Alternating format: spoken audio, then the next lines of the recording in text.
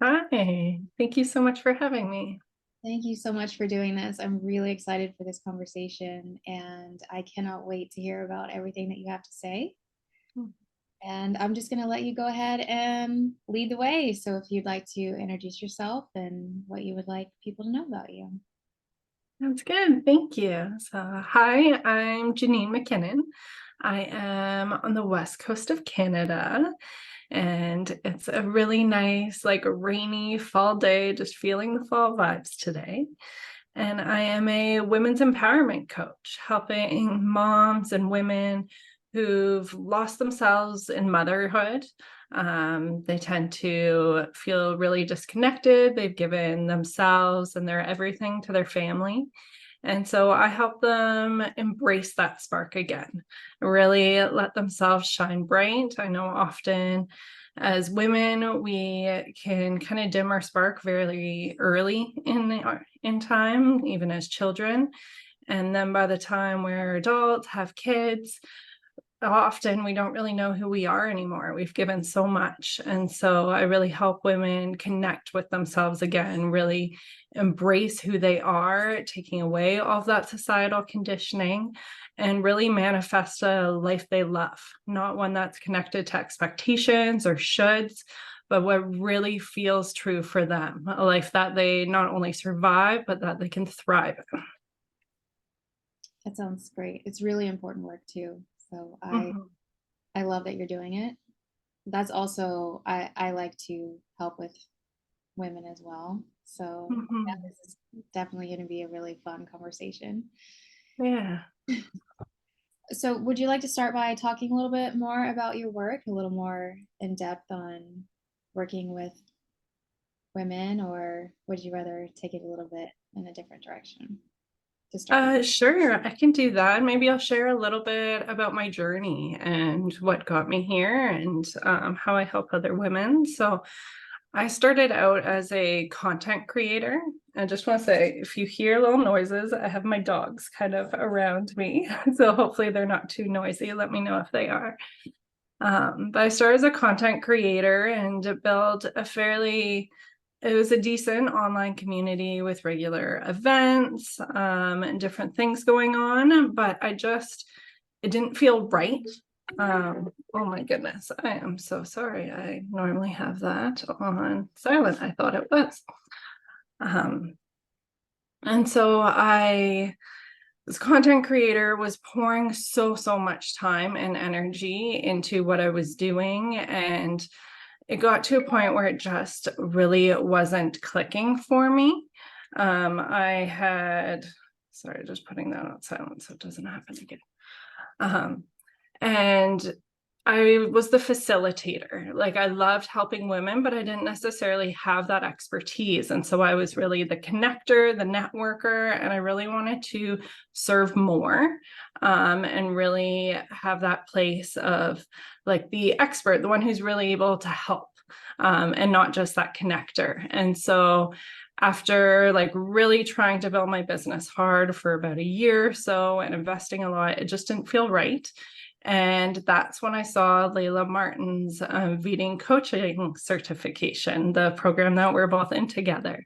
And it really felt like divine timing. I decided to basically walk away from everything. I walked away from my Instagram account with like 25,000 followers, all the different sponsorships I was having, and decided to start from scratch. It was really a big death process for me, and just walked away from it all, let it all go because it wasn't my dharma. It wasn't what was aligned for me.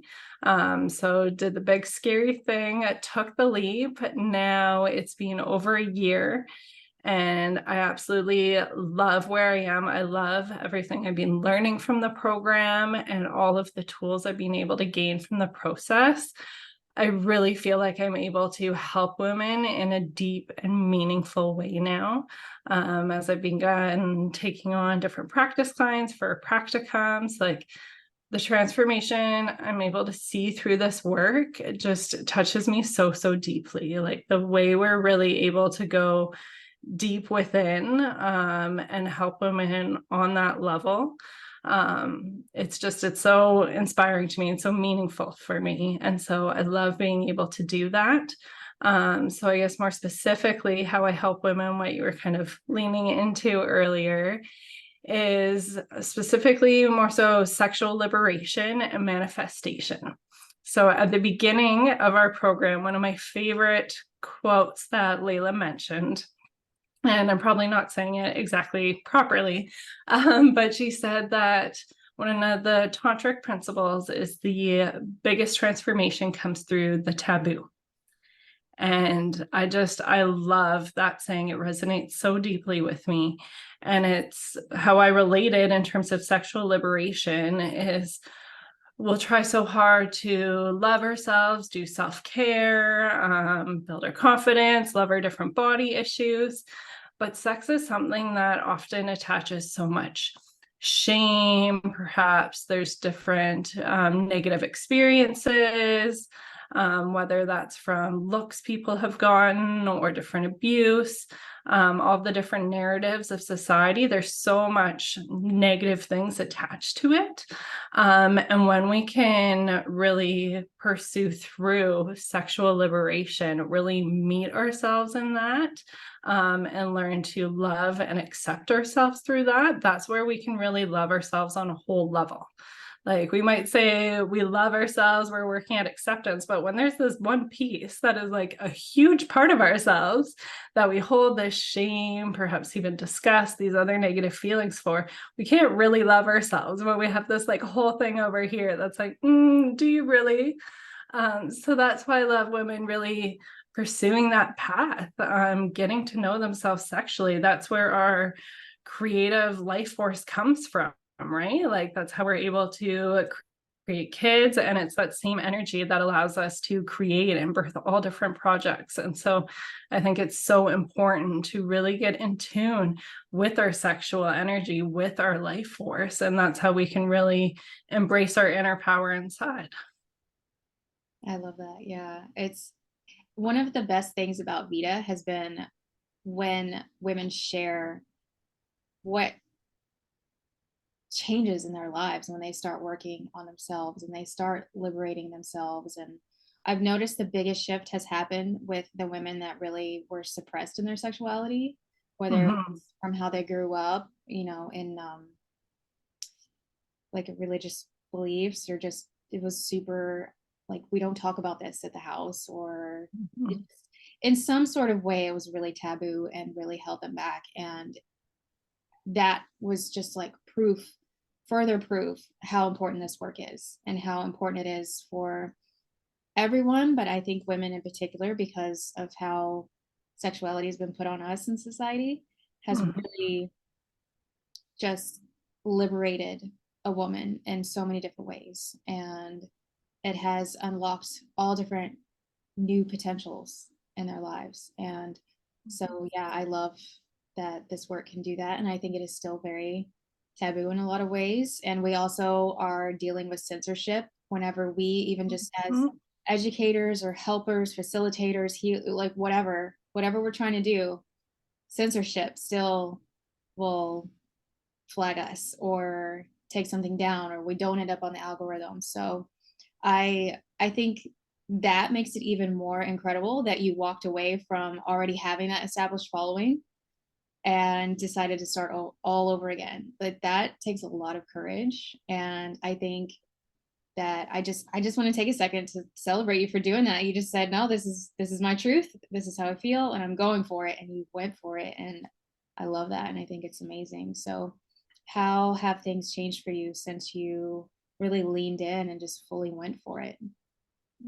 Thank you. I really appreciate you just acknowledging that. It was a really hard time. Like I said, it was definitely a deep death process for me. Like I remember just not feeling good and just lying in the bed and feeling depressed. And my husband, who's so supportive, like I just remember a moment where he just like lied there with me. Like that's just what I needed in that time.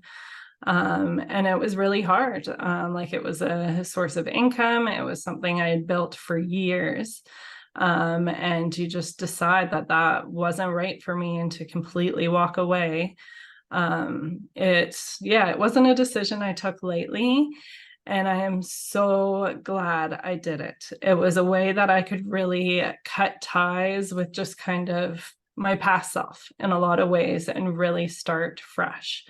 And so much has changed since I've done that. Like, I think doing this work with myself, the way I've been able to show up for my family is amazing. Like, how we learn all these tools for regulating our nervous system. Like, I feel like I'm really able to show up as the mom and partner I've always wanted to be. Because often as moms, our nervous systems are like all over the place because we're dealing with way too many things going on. And so just learning the tools of how we can regulate ourselves is massive.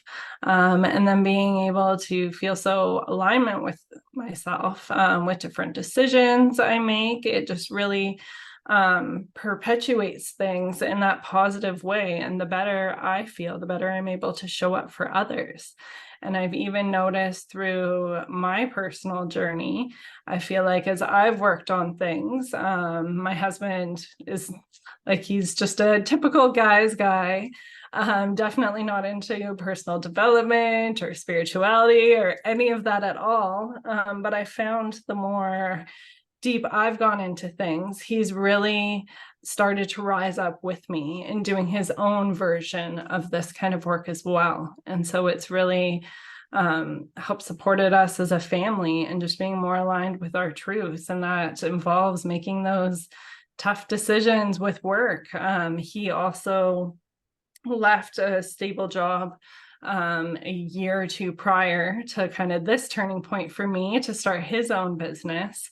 And so I'm definitely a person who believes in taking the big, scary leap. I think it pays off so much, and it's scary. It's hard. You don't necessarily know what's coming out the other side, but when you know it is so aligned with yourself, you can just have trust in the process and trust that you're going to carry yourself through it, and it'll all work out as long as you stay aligned with yourself. Yes. And I think one of the big things about the leap is you don't know where it's going to go. And that's the scariest part. But regardless of what happens along the way, you're going to learn. You're going to learn something and come out a different person. And that's something else that I think is part of the leap, is being okay with how you change along the way. And I've noticed for a lot of people, their relationships will fall away because they don't end up Mhm. together. And that can be a scary thing as well, because a lot of people have a hard time just letting go and just figuring it out and seeing what Mhm. happens and just diving into the unknown. But I think it's great that you chose that and that it's going so well for you. Mhm. And I've noticed that a lot of us in this program, even if we've gone through it before, um, like I personally am not, I've done a lot of spiritual work. I've done a lot of all the things. And I'm still, after all of these years, there's still new layers and there's still other things to work through. And it's like this never ending process.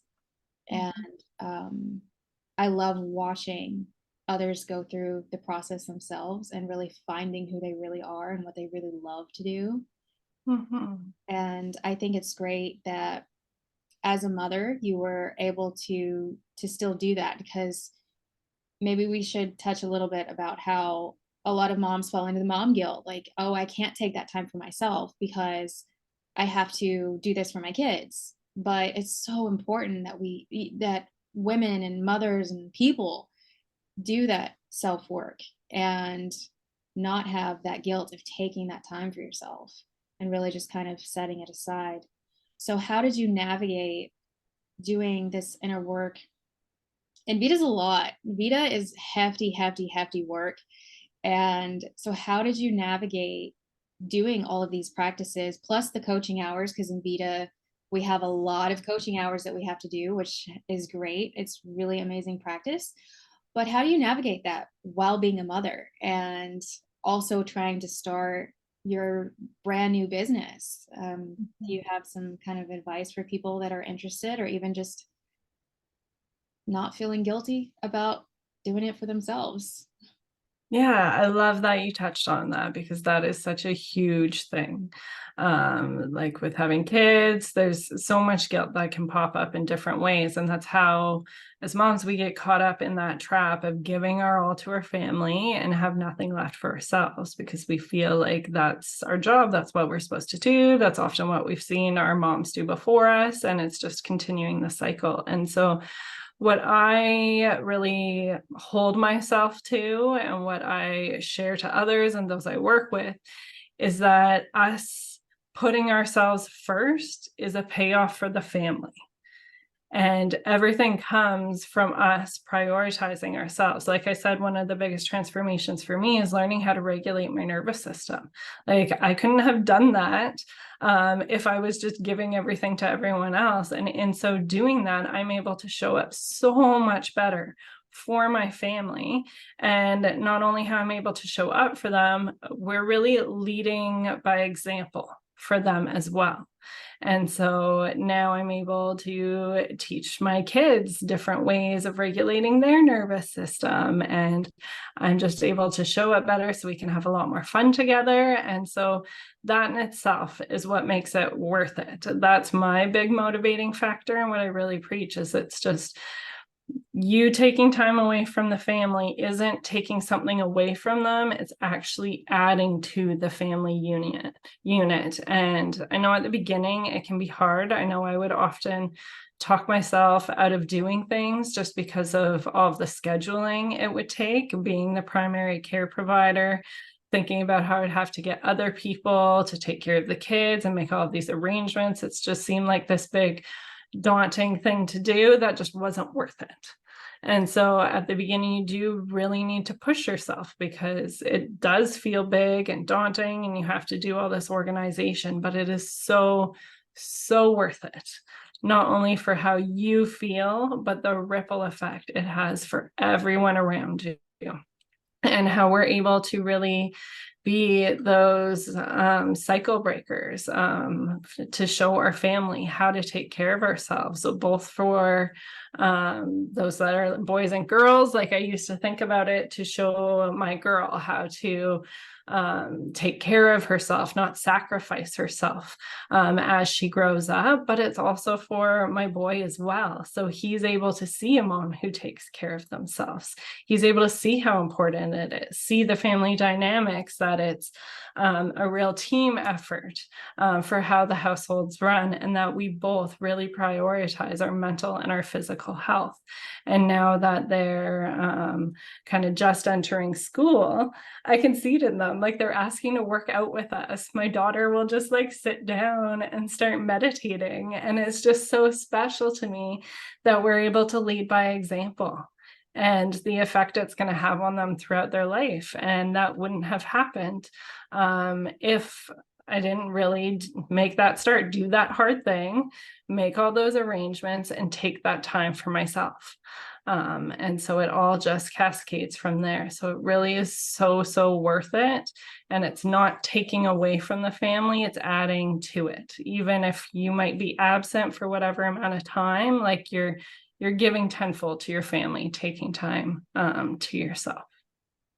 Yeah, I agree. And I think when people talk about healing through generations, it works in so many ways. It's generations before and generations that are happening now or happening through them. It is really a ripple effect throughout the bloodline. And Mhm. even if people don't have any kids, it's still changing so much within themselves, and you really start to see things in a broader perspective as well. You start to see your relationships differently, your dynamics differently, and you accept things differently. And I think that's really oh,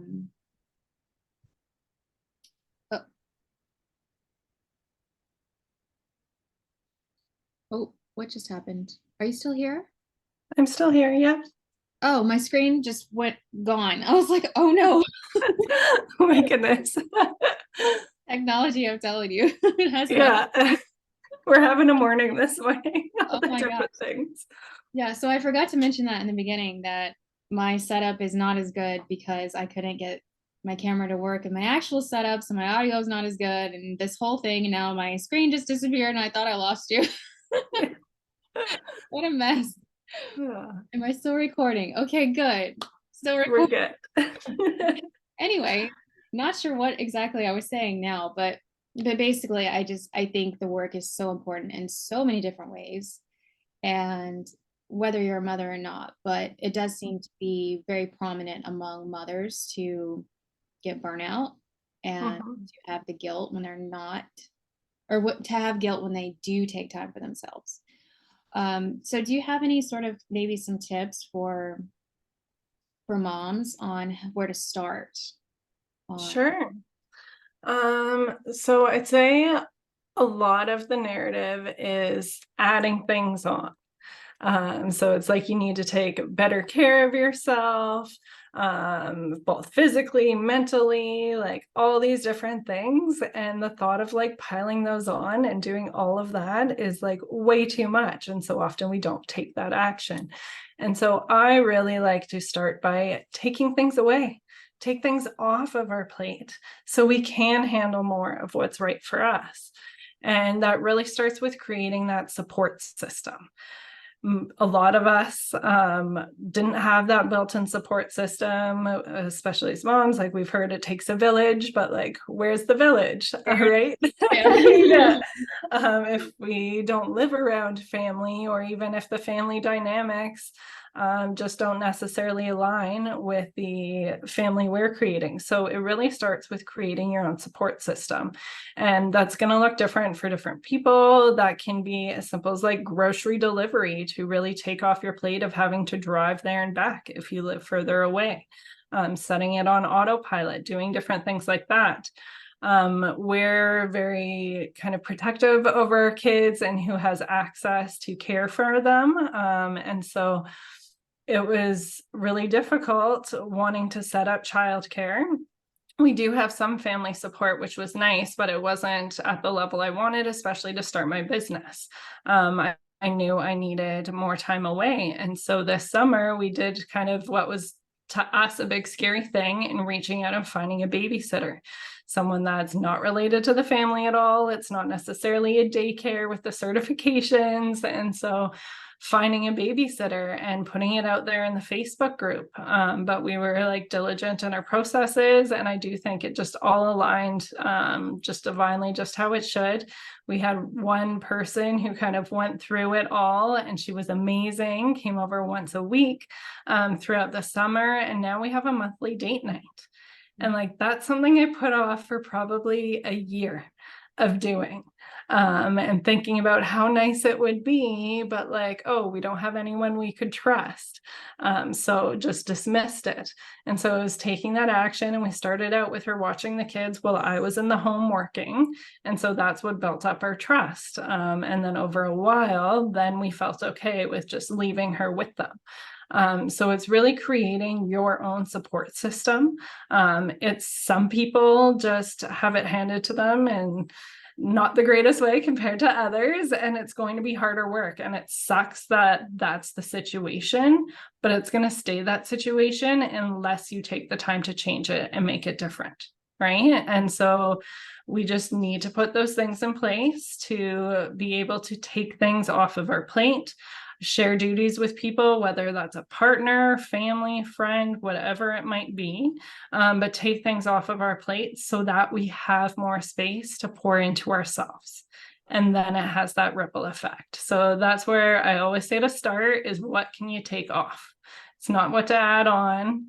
Give yourself more space. That sounds good. That sounds like the best way to go about it. It's because especially when you're dealing with burnout or overwhelm to begin with, Mhm. that's just gonna like add to it. Absolutely. That's Yeah, one thing that came to mind when you said that too, another thing is learning about our menstrual cycles. I am huge for that. That was a huge savior for me in my burnout cycles that I would constantly be going through. And in learning how we flow throughout that month really allows us to tap into both our superpowers when we can really get things done, and also gives us grace for like you know what, my period's coming up. I just need to rest for a little bit, and it's okay. I don't need to have that guilt. I don't need to beat myself up for sleeping a lot more than I normally would. Or one thing I started implementing to help with those burnout cycles is just a weekend day before my period.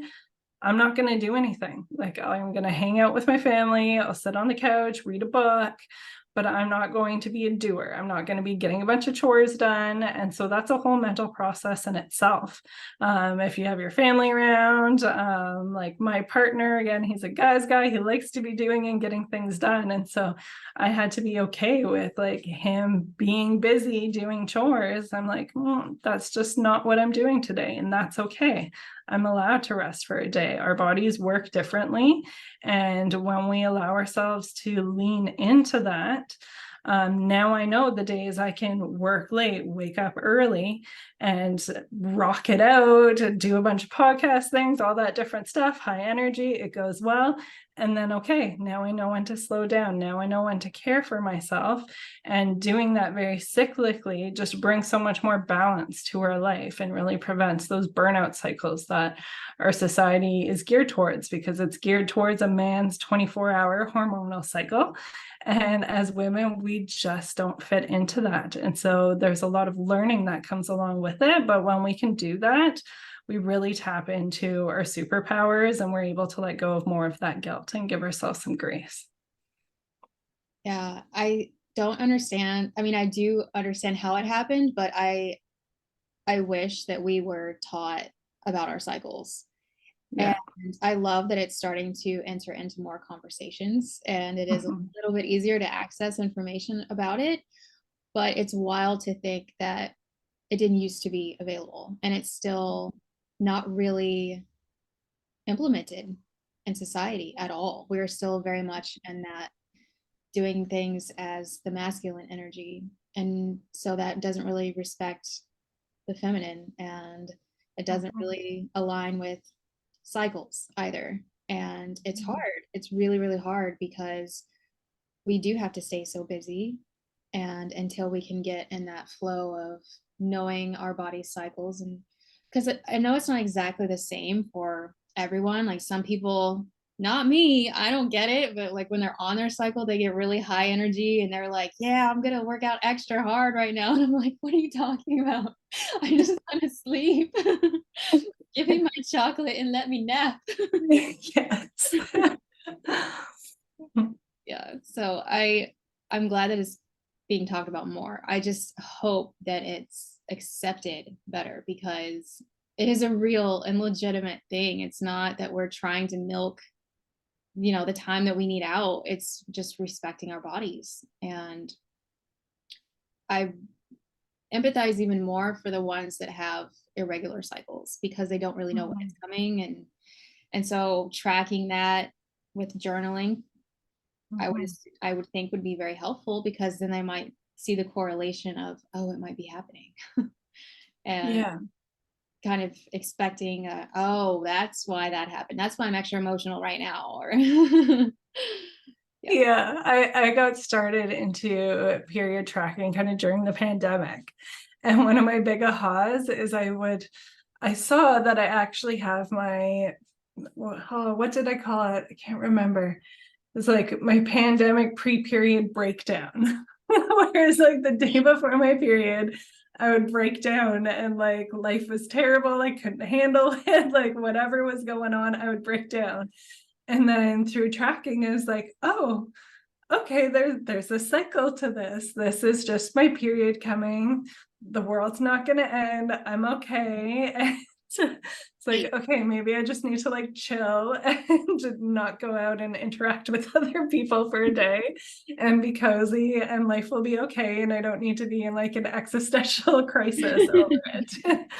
And if anyone's interested in cycling, I have a ton of information on my website. I actually have a free cycle tracker. I also have a little guide that goes along with it, because as women, we're going through these cycles no matter what. So we can choose to ignore them and just go along with our day to day, but it's still happening. And so if we're ignoring it, in a sense, we're fighting against it. or if we actually take the time to educate ourselves about it, and can have these conversations and educate others about it, we're able to really tap into that cycle and what's going on anyway, and find the best way of working with it rather than working against it. And like with the irregular cycles and the painful cycles and all of that can come along with it, I think so much of that is fighting against it. Like often for our generation, we were raised like periods are gross. It's this huge inconvenience that we have to do. Like, oh, my period's here. Like, I admit I liked it at a time for like, oh, not pregnant. Okay, we're good. But then it's like, oh man, it's here. And so learning more about it, learning to work with it rather than fight against it, our rhythms just really start to begin to shift. And I went from having like a painful, heavy period for like 7 days to now it's about 4 days and fairly easy going. Like my PMS isn't as harsh as it used to be. Now I kind of like can name things and it's a lot more smooth going when you learn how to work with it. Oh yeah, I agree. And it feels so good to just be able to understand your body better, Mm-hmm. how to deal with it. And I'm sure menopausal women or women that have irregular cycles and all of those things probably changed as well, but that's like a whole nother ball game of dealing with different hormones and how they affect you. And Mm-hmm. birth control as well does a lot. Yeah. And trans women as well with the hormones that they're doing. Mm-hmm. It's something that I don't really know much about. And same with menopause. I like, how do I not know about this when I'm gonna go through it at some point? So Mm-hmm. it just shows me even further how much I have to learn and how much we don't get taught about our own bodies, because you're absolutely right. Like growing up, it was always gross, it was taboo, it was a bad thing, and we never really respected our cycles. It was just, oh good, I'm not pregnant, okay, I'm done now, no more, I don't want to do this anymore. And it's really sad that that's how things were. And then it just got reiterated with people talking about, oh, blood, it's so gross.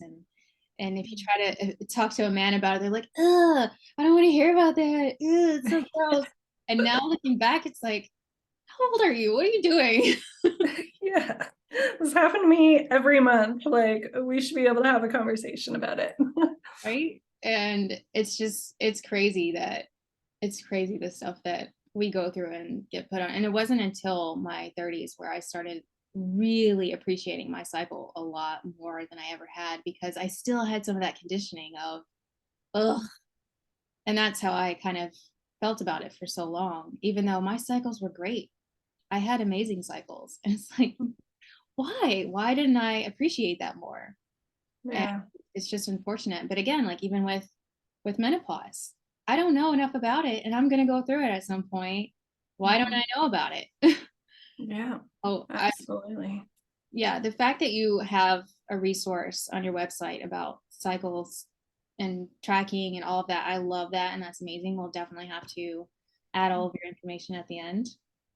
Yeah, sounds good. I know it's like totally not the topic we originally intended on Right? covering, but yeah, I can send you the links for that. I've got a ton of information on each phase of the cycle, a free tracker, and then a guide that's like $2.99 as well. That just has it all in one place for people. Amazing. I love that. And Yeah. it's so needed to have these resources because we're not in a place where it's just a known thing. We're all still figuring it out, it seems like. Yeah. Yeah, I I love that you have that available, and I would like to check it out as well. Yeah, I'll send it over to you. Great.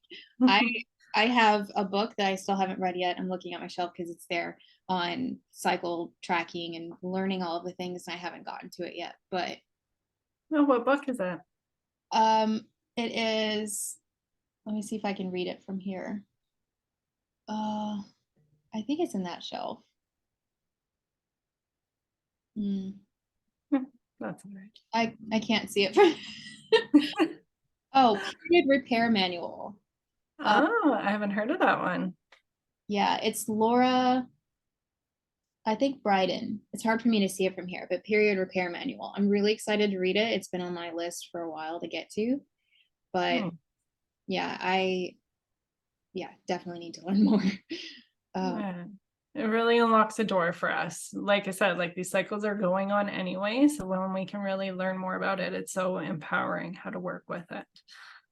yeah, and I love that viewpoint on it as well, because if we look at our schedules and say, well, I can't take away things whenever I'm heavy on my cycle, so there's no point. But there is a point because it's going to happen anyway, like you said. And I love that mindset. Like it's happening anyway, so I might as well figure out my body and learn my cycles and how it affects my moods and my hormones and all of the things. So maybe that also helps realize how you can kind of work with it a little better. Even if you feel like initially there's nothing that you can do, there probably is, at least in some way, even if at the end of your busy day, when you're having a really rough time with your cycle, you take a really hot shower and eat some chocolate, and that's what makes you feel better. Yeah, totally. And just having that awareness, being able to be easy on yourself during those times. And like another one of my big takeaways, which is kind of random, but has been so, so helpful for me in my relationship, is I realized I get really tickly leading up to my cycle. And so previously, not really knowing what it was, like my husband, like I get certain extra tickly doing the same thing he might always kind of do that's normally good. And so there'd be like frustration around that. It's like, what, this worked just the other day, now you don't like it? Like, what's going on? And like, there's just a bunch of frustration around that. And so being able to be like, oh, there's a pattern to this. This is actually my hormones that are doing this. It's not like either of our fault. Like it's all good.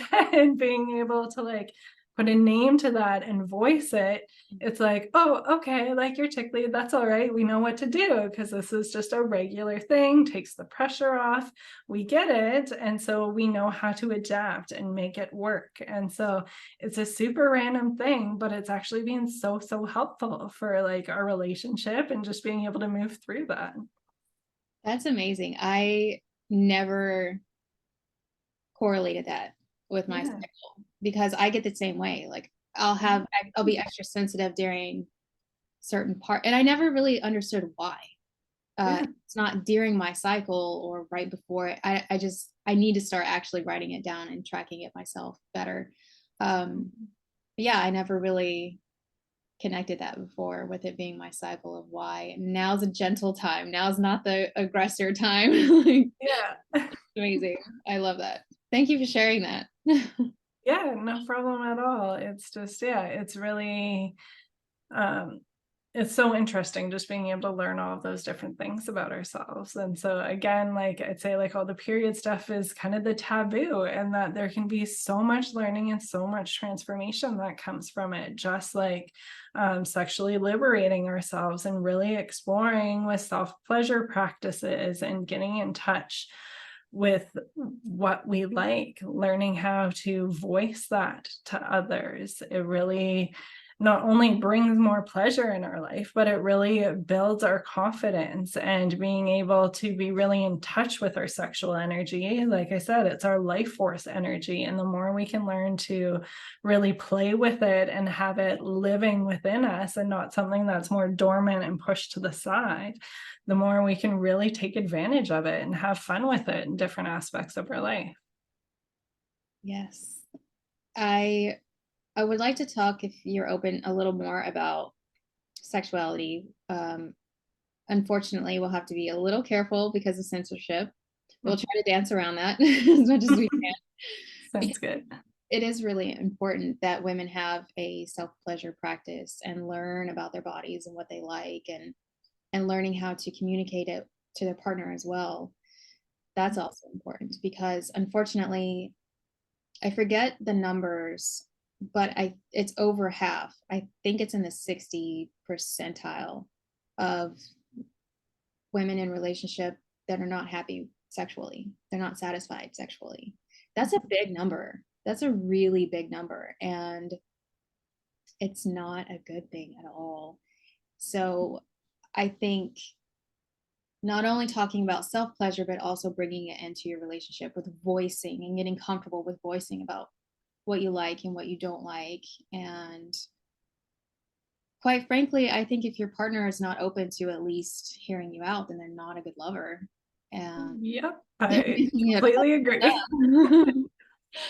And that's something else that society needs to get away from, is it just being about him getting his pleasure and she's just kind of expected to just go with it. Or there's so many women that still don't understand, like, you're supposed to be feeling pleasurable through this. You're supposed to get those O's. If Yeah. not, then like you were supposed to. Uh, Mhm.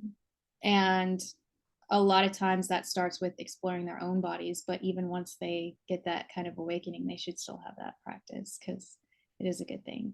So yeah, and you want to talk about that a little bit and what you have? Yeah, absolutely. So I've heard those numbers before and they're huge. I think I've heard of it as called like the O gap or the orgasm gap, just like the pay gap. Like the numbers are very similar where it's like 50, 60%.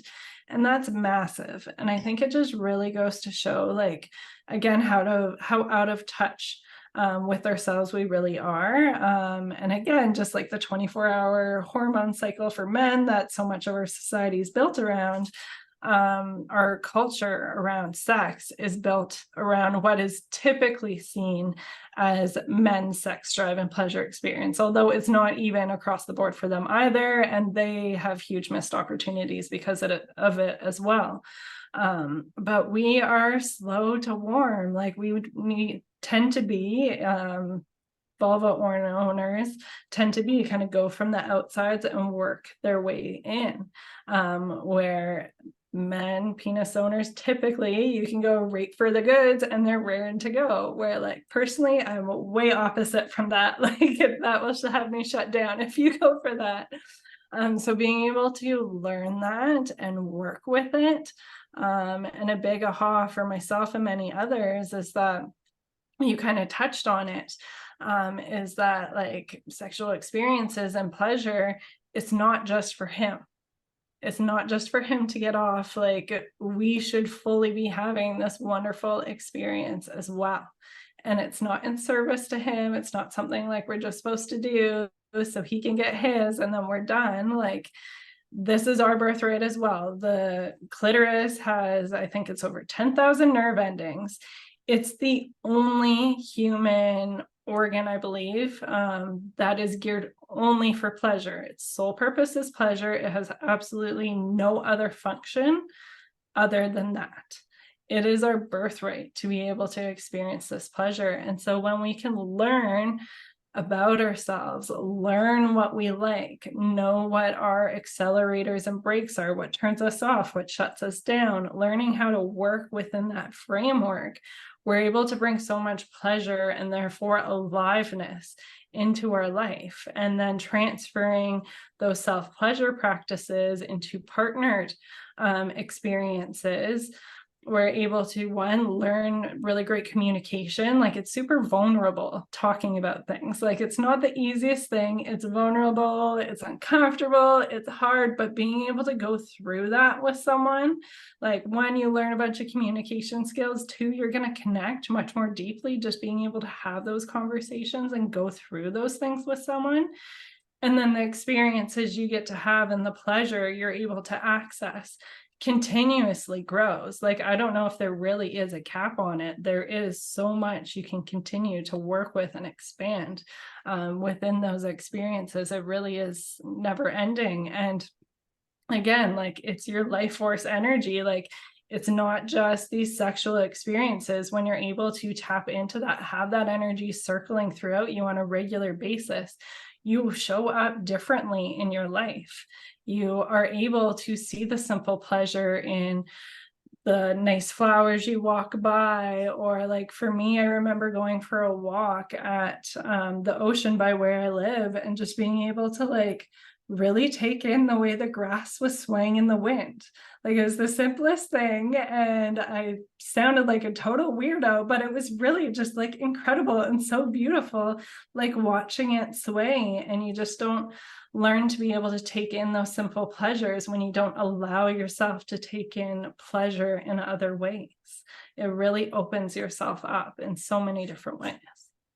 It does, yes. And I I went to an orchard this month. I love doing that. I hadn't been able to do that in a long time, but so it was extra amazing. But every time I picked an apple, I said thank you to the trees. Oh, And I was like the only one doing that. Like, why is no one else thanking the trees? yeah, I love that.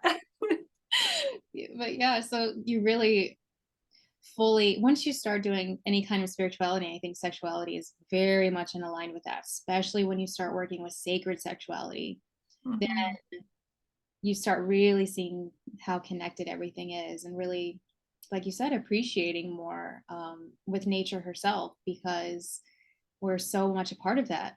We are nature, and mhm, it is so important to be able to really tap into the simple pleasures. And I mhm, love that you mentioned that, because it isn't talked about enough. And neither is like sacred sexuality. Obviously, we mhm. are super saturated with sexuality in general, and especially, women being sexualized in every kind of way. And um, I think a lot of people mistake our work, well, adding in the sexual component of it, as being, let's see, like in the adult entertainment or the Mhm. uh, sex worker field. And some are, but Mhm. I'm not. Like, not everybody is. And that's something that hopefully we'll be able to kind of, first of all, it shouldn't matter. But also, yeah, it's in kind of the same realm, but there are still different things. There's still, it's multifaceted. And when it comes to sexuality, there's so much to it that I it would be nice to kind of break through and people to understand more of what sacred sexuality is, and sexuality as a woman, and not just going through life as worrying about being sexualized and what's going to happen through that and the repercussions of that, especially when you're really young, because that's what society conditioning did, is Mhm. really put that on young women when they're very impressionable. This is taking a whole nother turn, but Yeah. but it's such a broad topic that it's hard not to kind of, I tend to ping around like, ooh, wait, there's this and there's that. Let me pull it back down to sacred sexuality with my sorry. Yeah. No, that's fine. Yeah, like you said, sexuality is so multifaceted. Like there's this huge range. And what our culture is just repeatedly putting at us is kind of on one side. And then like sacred sexuality is this other whole beautiful side. And for me, through exploring sexuality and with this program, that's really what brought me into spirituality. I like grew up kind of thinking of myself as like a spiritual atheist, but didn't really know what that meant. Being very kind of anti-religion in a lot of ways, but thinking of like energy, there is a connection there, but that's about where it's laid. And then through this program, I was able to explore that so much more, and just in those partnered experiences where you're really expansive and it feels like you are with the divine, like your energy is circulating and it's just incredible, and like that's divine right there. And so there's other paths to also get that, like you can touch it and taste it in this way. And so there's other explorations you can go through on the spiritual path. It really opened me up to that. And sacred sexuality for me, it's something we can experience with ourselves. And that's a huge part of it for me. And then it's something we can do with partners as well. And again, that sacred energy exchange, being able to have both people's energy circulate is just so expansive. Like you can do it solo, but I personally think there's just something so special when you're able to do that with two people, being fully vulnerable, hearts open, and being able to connect in that way. It's so expansive. And then through being able to learn how to play with your orgasms and things like that, like that's something more recently in our program with the different coaching sessions I've done, is like looking at really making it expansive, because again, like societal programming, we're taught like these small little bursts, like, well, okay, we're done. Like it's this build up and a release and we're done. But again, there's this whole range, and there really is so much more available where you can really open it up, experience that pleasure for longer, and kind of like bounce, wave back and forth, like on that upper end where you're kind of in and out of the orgasms. And it's so expansive, so beautiful, and really a way to connect with the divine. Yeah, I'm not sure if I went kind of off on a tangent this time, if Right that there with really you. answered what you're saying. I am right there with you. No, I think you expanded it even better, because that's the difference in sacred sexuality and societal conditioning around a woman's sexuality. And taking it's really empowering to step into our sexuality as a woman and learning our bodies, learning the different types of orgasms, and realizing that there are many different types, and being lucky that we can have multiple, and we don't need a recharge time to even have that, and that's great too. And kind of back to a little before of the conversation of having that warm-up time as well, because for women, like, it starts in the mind. If we're not, like, unless we're going into it where we're already really turned on, then we're not going to get there. It's going to take time. That's the only way a quickie is going to be good for us, really, unless there's like some like little vibrational help. And but it's still something that is so beautiful, and it is an amazing thing to be able to work with and build upon. And how, like you said with yourself, yes, absolutely wonderful, amazing. When you bring a partner into it, then it's like this whole other realm, and being with someone that is willing to explore it with you is so much more fun. And I don't want to put any sort of belief system on anybody on being promiscuous or not being promiscuous. Like, that's a personal choice. But I feel like if you're really tapped into that sacred sexuality, then you're going to be way more selective on who you allow into your space, and you're going to be way more selective on, well, I want this person to bring me pleasure too, and it being an exchange of pleasure, an exchange of something sacred. And unfortunately, that doesn't seem to be happening enough. And having a partner that goes along through this process is so valuable. I think it's kind of amazing, because when it comes to self-healing and doing all your inner work, and people say, well, you have to be totally healed on yourself before you can bring in this great relationship. It's like, no, not exactly, because a relationship brings on a whole new set of healing, and you're triggered in whole new ways and facing things in whole new ways. And it's the same with sexuality. Like, on your own and then partnered up, it's different, and it connects differently. And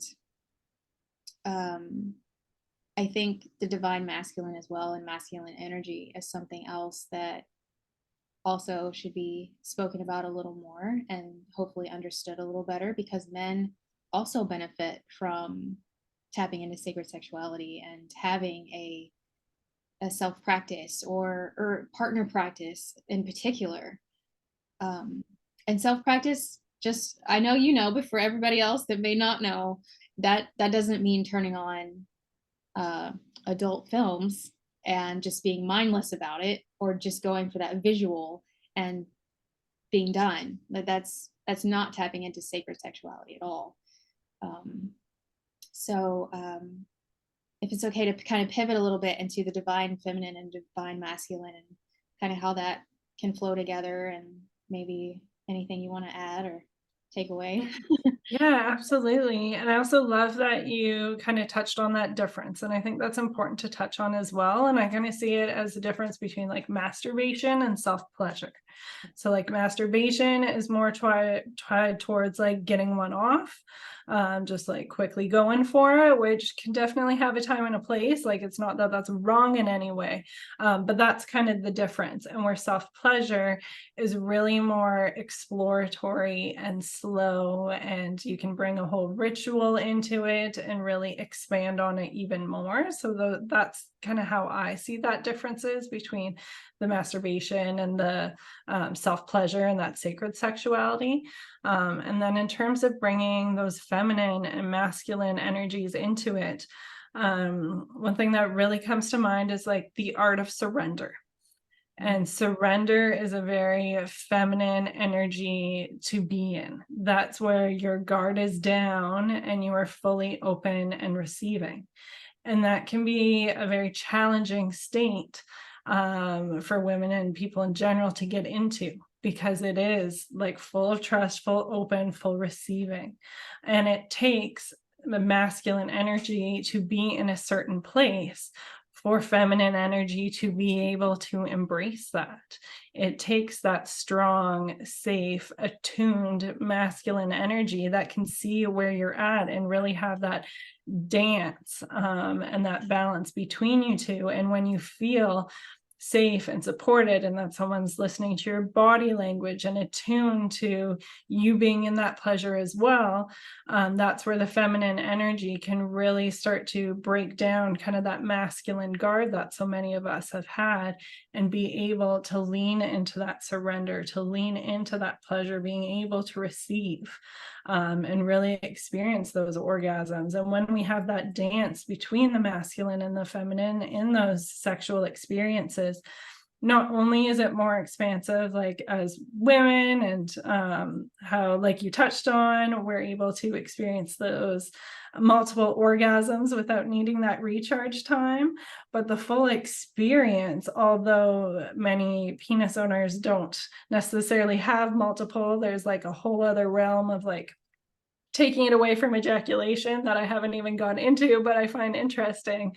But even with like that single orgasm, they experience so much more pleasure with us experiencing more pleasure. Like it's not just about us getting ours as well, but it's expansive for both, which I think is really important to note as well.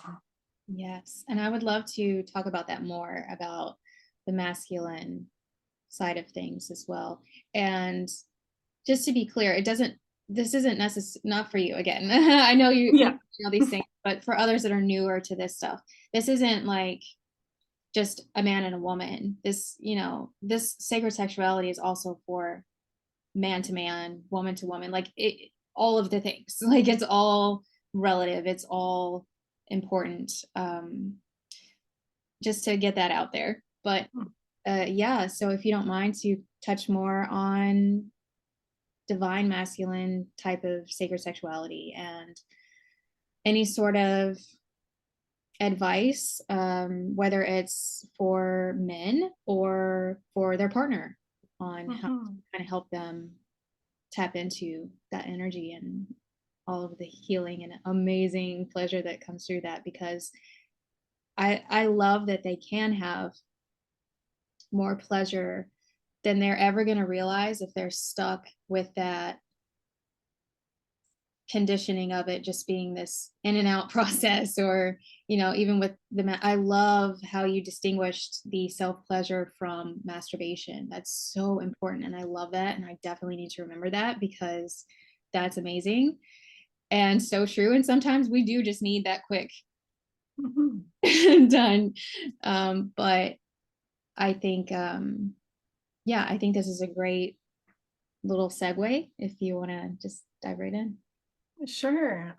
So I'd say I'm generally more used to those feminine and masculine energies within relationship dynamics. And you kind of touched on it earlier. Like there's we can do lots of work ourselves, but there's also only so much we can do ourselves. And to me, the real magic happens when we're in partnered experience, different kinds of relationships and things like that, because that's where we have our mirrors, where we have so many things coming up that are opportunities to work through. And I think our society, like we've kind of touched on in different points of this conversation, a lot of women tend to gear ourselves in more of masculine energy. And so that's because we gotta be very productive. And those are what's thought of as that masculine energy. It's very producing, very action orientated. And so we tend to shift into that side of our energy because we all have both energies. And so then when we go into partnered relationships, we're holding ourselves in this masculine energy, which makes it very challenging for the other person. And just for this example, I'm using man and woman, but like you touched on, it really can be anyone. There tends to be those kinds of dynamics, that yin and that yang, no matter what the genders are. But so say for this example, women tends to be in that masculine energy. It's really hard for the guy to really hold into his masculine because you're butting up against it. I know that's definitely what I went through personally, especially with motherhood, is like wanting to like, this is how we parent kind of thing, like this is how we do things, and not just allowing him to take ownership of how he does it. And so there's all those different instances that can happen in many different ways with household, social interactions, whatever it may be. So when one of us tends to really work on these energy dynamics, so for me is really uncovering like why I'm in this masculine mode, how do I get out of it, or how do I really lean into my feminine side. It gave him room to really lean more into his masculine side as well, because I began to show more trust. He began to step in the role even more, which allowed me to trust even more. So again, there's those little leaps of faith where it is kind of uncomfortable, kind of going for it, but then it allows each other to really step up in it, really lean into it.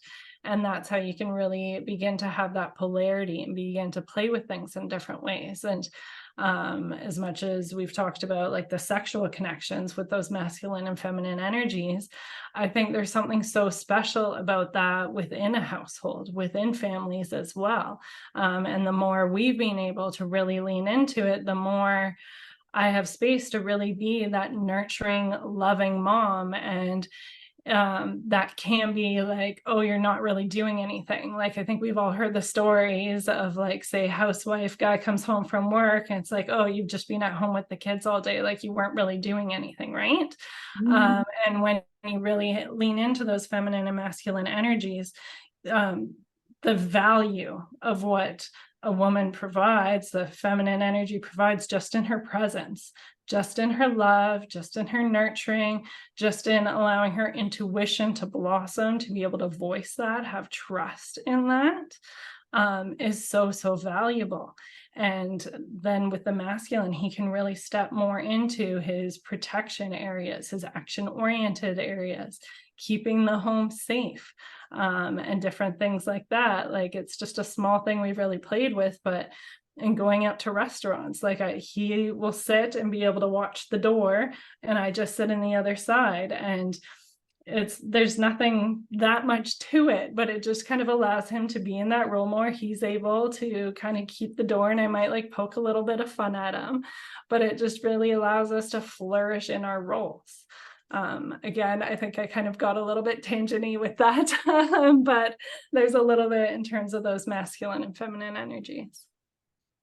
Yeah, I just want to kind of emphasize how important communication is in a relationship, because no one is ever going to get there in their relationship if they can't have these conversations.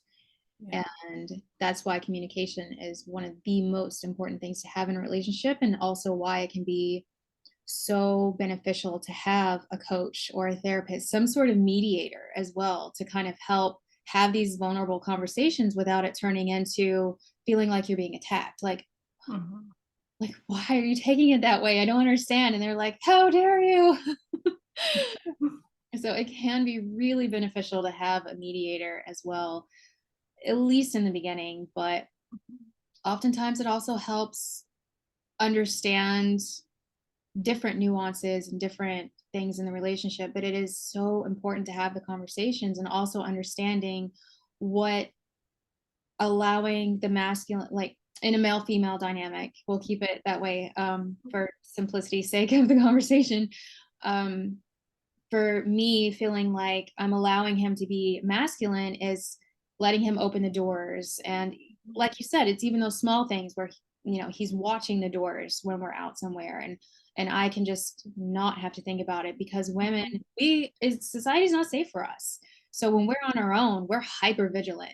We are in our masculine, but we're also hyper vigilant about our surroundings, and we know so many boundaries that we can't cross. Like we know not to have something in our ears that we can't hear, and not to go out at night unless we know it's super, super safe. And even then, hyper vigilant. And there's just so much extra that is put on us when we're with the masculine. If we can allow him to take that on for us, because that's the agreement between us. And he says, yes, I want to be in that role. And you say, good, please do. Such a relief. Yeah.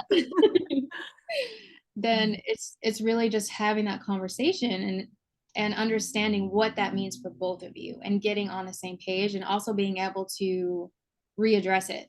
So if you're trying these things and then you realize, like, okay, well, I understand that it's not realistic for you to open every door for me, and or I don't like that at all, like, just let me open my own damn door, then that's something to discuss. And there are some women that want to kind of have that, they don't feel safe yet and allowing it to come through. So maybe it's baby steps as well, and understanding that it can take some time to build that level of trust and that level of letting go in yourself as well, where you're getting comfortable. And so, yeah, I think it's really, really important to have the conversation to understand where each other is coming from, and what the roles mean to each other, and being able to reassess. But yeah, I love the topics on all of these things. So I love it. I mean, you say tangent on something, but I'm like, yes, I'm right there. Yeah. I'm noticing that we're getting, I'm trying to be cognizant of time. I'm noticing we're getting close. Is there anything else that you would like to add to the conversation? Or, I mean, we could absolutely come back to this at a whole another podcast, and I would love to do that. But is there anything else that you would like to add for today? Sure. We've kind of come back for tips for different parts. So I love how you really highlight communication, because that is really the foundation of our relationships. That's how we're able to work with each other and to grow together. And these things can be very uncomfortable. So some different ways that can be really helpful in navigating these conversations is what I like to call soft starts. Is I know, like, we can tend to be like, we're tired, or just like say things more reactionary. So if we can have a little bit more finesse to it, choosing some good timing and place, but also the soft start. So starting off on a good note, not necessarily like, you're doing this wrong, or I need this from you, why don't you do this? It can be as simple as like, I've just been feeling really tired and run down from like work and everything that I have going on right now. It would be really helpful for me if you could just help set the table, whatever it might be. But just like easing into it, like you're starting off really about you, what's going on for you. And then, do you think you could help in this way? That can be really helpful. And generally, people like, especially more masculine energy, people really like instructions. We can't read each other's minds, but if you give people a clear map of what they can do to support you, it's really helpful. So rather than just saying like, I need a break, I'm so tired, what exactly can they do to help you? and laying that out for them is what's going to be very helpful. And again, it gives you ways to check in, talk about things. How is this working? What do you think about that? Maybe that doesn't work for you. That's not what you want to do. But then you get that feedback, you get that conversation going. And when you started off with that soft start, it's a lot more constructive of a conversation rather than your fight or flight modes going on into like a fight and that reactionary thing. So being able to like really keep it a conversation, knowing you're on the same team, and you're just wanting to help and support each other is really a helpful way of navigating that conversation. So I'll kind of leave it with those tips for that. And just want to say thank you for having me. In terms of the kind of starting with the sexual liberation side of things, I'll also say I have this awesome meditation available on my website. It's inspired by Layla's honeypot meditation. I don't know if you've taken her Obelisk course. But it's an amazing way of rewiring our relationship with our body, with our sexual organs, deciding what we want our sexual story to be, what that means to us and our sexual energy, and really being able to rewire our nervous system with our beliefs and not society's beliefs. So it's just one of my favorite meditations and very potent. So I wanted to mention that. That's available on the website as well. And I'll send the links for the cycle tracking and that sort of stuff as well. That'd be great. Thank you. I will definitely have to get all of your information. And I just want to touch real quick on the soft start. I think that is amazing and important. That way it does kind of help combat that reactionary, just automatic defense mode of what do you mean? And also understanding when you say I'm tired and need help. Okay, but if he takes that as okay, so go take a shower, nobody will bother you, but you're like, I just need you to do the dishes. Mm-hmm. then you'll know that that's what you actually mean, and so everybody can be on the same page.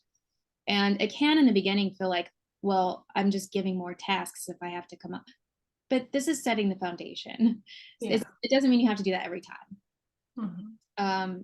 But one of the practices that I really enjoy is setting aside specific time. So for example, if we're having this conversation, I give you 5 minutes timed, uninterrupted. You go through everything, and this isn't an attack, but I really need you to do the dishes. I'm feeling so tired. And you go through the things that you need from your partner. 5 minutes, and then no interruption. The other party says nothing. And then you switch 5 minutes. What I need from you, what needs to be changed for me to feel more loved. And then you have at least 5 minutes of what you're doing right. And the things that you really enjoy about each other. And so it ends on a more positive note. And then you switch, of course, in 5 minutes exactly. And sometimes that can kind of help because you're not interrupting and you're just active listening that entire time. And then it ends on the good stuff, the better half of what you're trying to say, and it doesn't all feel like an attack. I don't know. I feel like that one can be helpful sometimes, but I am super interested in these links. It sounds amazing. So where can everyone find you, whether it's through your website, any social medias, anything that you want to share? Where can they find you? Yeah, so my website is unapologeticmotherhood.com. So I've got a ton of articles there, like every phase of the menstrual cycle, as well as communication tips, sexual energy, transmutation. There's lots of great content there for free information. And then you can also find more information about my meditations and practices that are available, as well as coaching. For social media, Instagram is definitely my preferred social media platform. And so that's at Jannine.Mackinnon. I'll make sure you have that link so it's nice and easy for spelling and things like that. And then, yeah, you can find me online. Basically, it's either Unapologetic Motherhood or Jannine Mackinnon. There was that walking away from the past community. So there are a few things that kind of held on to the old name. So that's why it's different, but I'll give you all the links so it's easy to find. And just thank you so much for having me. Thank you for everyone who's been listening and following along. Thank you so much for being here. I really, really hope that this truly gets out there because the podcast is so new. It's not launched yet. So there's no following whatsoever. This is all so new that it's really like it's fun for me. I love it, but I know that there's really valuable information here, and everyone that says yes to it is it's so much fun, but valuable as well. So thank you for doing this, especially when it's so new that there's nothing happening right now. And I hope that the word gets out. That way everybody can benefit from. There's so many takeaways. I feel like there's so many takeaways and just this conversation alone. And I would love to hopefully have you back. Hopefully this does enough that we can do this again and maybe dive deeper into motherhood and what you have to say about that, because um, it's valuable and it's needed and not talked about enough, and maybe even discuss a little bit more in depth about pregnancy and how that deal, in the aftermath and navigating all of the nuances of being a mother and trying to get pregnant and all of that, if you're willing. And hopefully this does kind of take off enough to get to that point. Hmm. But this has been a really great conversation, and I really can't thank you enough for doing it and for taking this leap with me, because Mhm. it's been great. And thank you so much. And I love that Yeah. you're Rita with me. Yeah, of course. No problem at all. I'm happy to support. And I appreciate you having me on. I'd love to do another episode if the opportunity is available in the future. And I just think it's so important having these conversations.